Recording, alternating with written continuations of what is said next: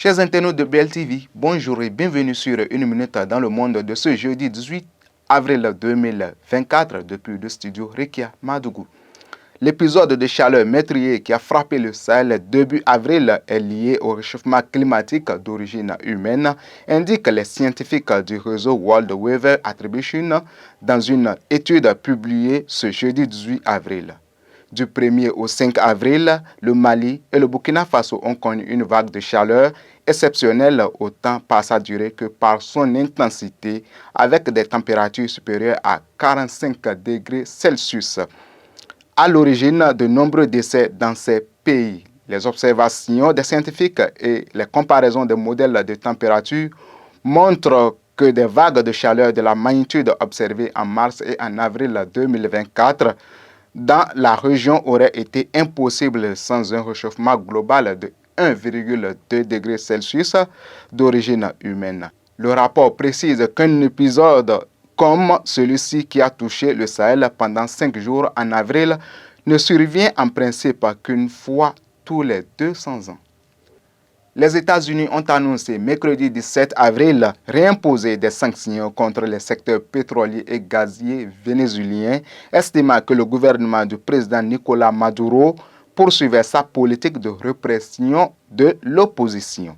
L'administration du président Joe Biden revient ainsi sur l'allègement des sanctions annoncées dans le sillage d'un accord électoral conclu en octobre 2023 entre les représentants du président Maduro et ceux de l'opposition en vue de la tenue en juillet d'une élection présidentielle libre et équitable. Je cite, « Nous sommes inquiets du fait que M. Maduro et ses représentants aient empêché l'opposition démocratique d'inscrire le candidat de son choix, harcelé et intimidé des opposants politiques et détenu injustement de nombreux acteurs politiques et membres de la société civile. » Fin de citation, a déclaré le porte-parole du département d'État américain Matthew Miller dans un communiqué.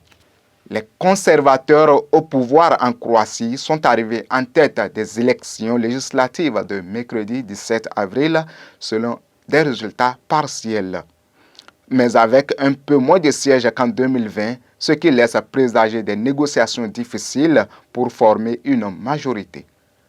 Selon des résultats partiels fondés sur le dépouillement de plus de 80% des bulletins de vote, le HDZ du Premier ministre sortant Andrej Plenković remporterait 61 sièges contre 66 en 2020.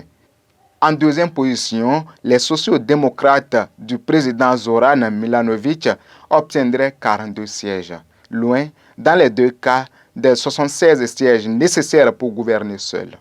Je cite, « Ce ne sont pas des résultats qu'on espérait », fin de citation, a reconnu peu avant minuit le chef des sociaux-démocrates, Peđa Grbin.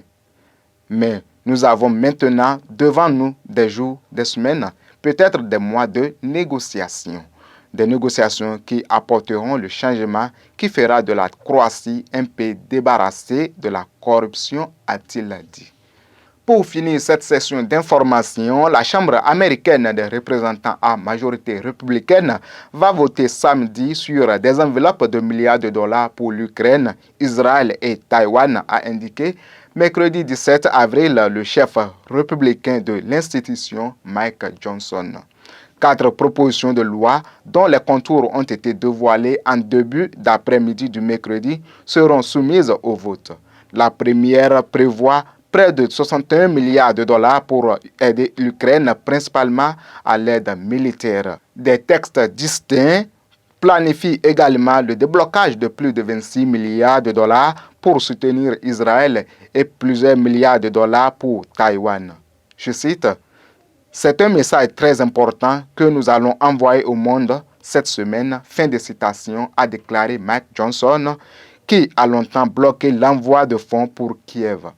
Paralysé par des querelles partisanes, le Congrès bute depuis des mois sur l'adoption d'une enveloppe cruciale pour l'Ukraine en guerre avec la Russie depuis février 2022.